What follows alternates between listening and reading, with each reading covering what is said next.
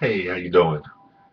Today, my blog is about drinking, driving, and speeding at the age of 25.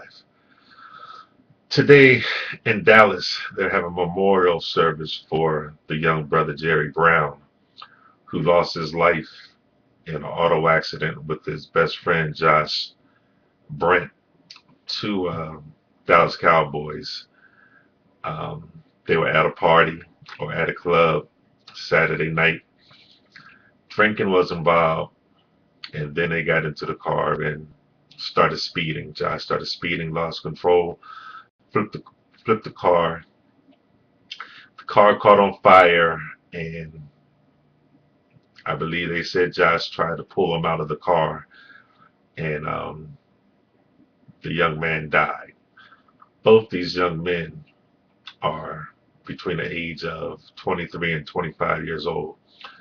My heart goes out to the family of Jerry Brown and to the family of Josh Brent because from the reports, they were good friends from Illinois, um, University of Illinois football team, and good friends on the Cowboys team. It's a tough subject because I have a son, and I don't know what the families are going through in this time of grief to have to bury their son after just 23 years. I know I lost my wingman, Kevin Tadlock, earlier this year, and that was hard, especially on his mom. But I know, you know, how it is to be 23 and 25 and drinking and driving and speeding. Um, I had to reflect back when I was in the Air Force out at Edwards Air Force Base in California. I was married at the time, and me and some of my basketball teammates out there got into my car, a Chevrolet Sprint, uh, with Kathleen, and we were headed to Lancaster, California. It was a rainy day. We had been drinking. I was driving, and if you know what a Chevy um, Sprint looks like, it was small, and the shortest person in the car was about 6'2". So as I was driving, the music was blasting, I'm laughing and joking, and I was speeding. And I went to change lanes, shifted the gear into five and punched it, and the car hydroplaned, hit the curb, rolled over three times. This is what I was told. Rolled over three times and hit a house. All I remember was shifting, and next thing I know, I was hearing one, two, three, and they uprighted the car. I don't know what happened.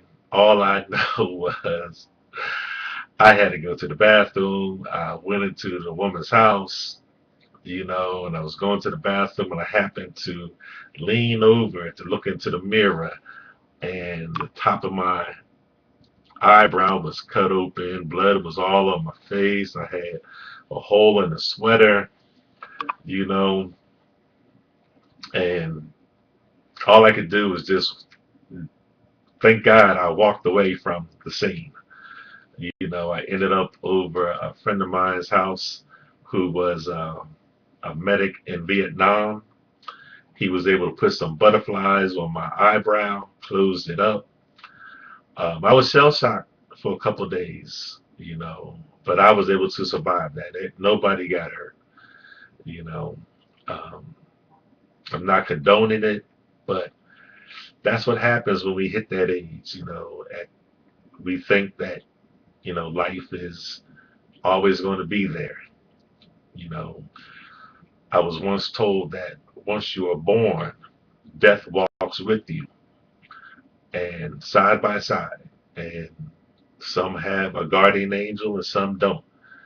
You know, I don't drink anymore. I don't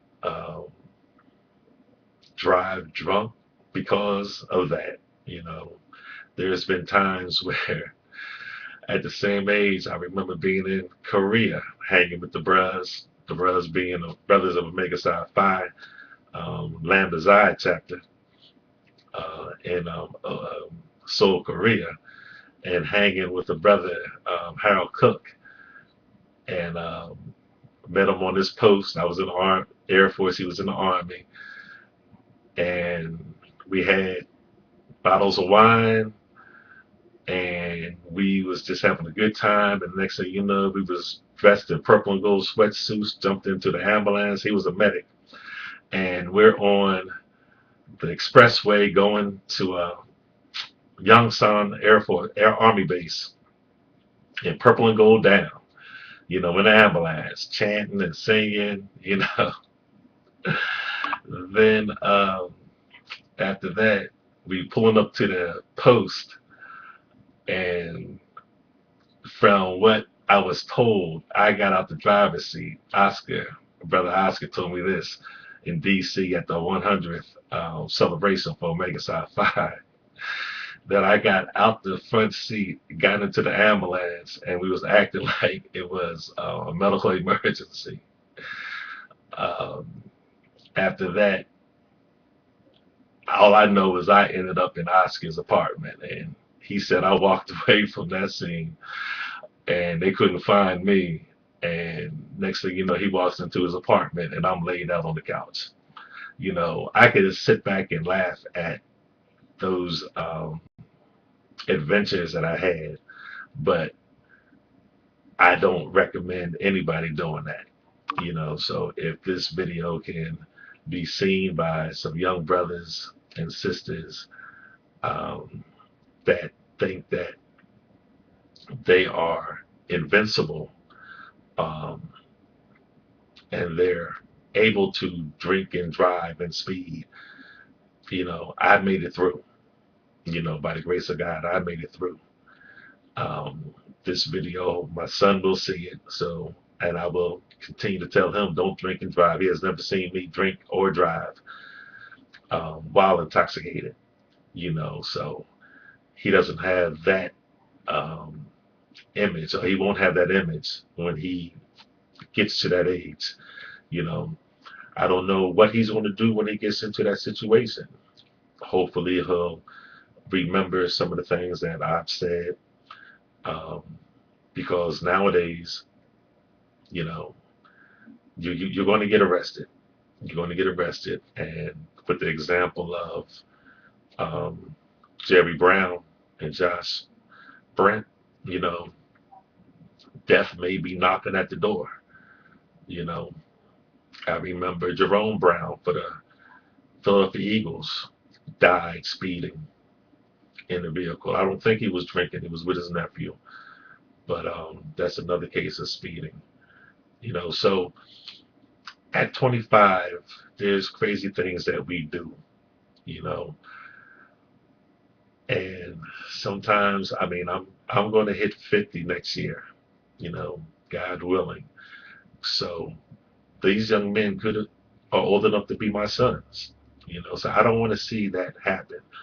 Being a firefighter, I've seen what damage a car accident can do, and the pain and the suffering that one can go through. So hopefully, you know people will get a lesson from this tragedy, and by the grace of God, their families um, will move on, and the wisdom from this um, will help generations coming behind us realize that drinking, driving, and speeding is a bad combination.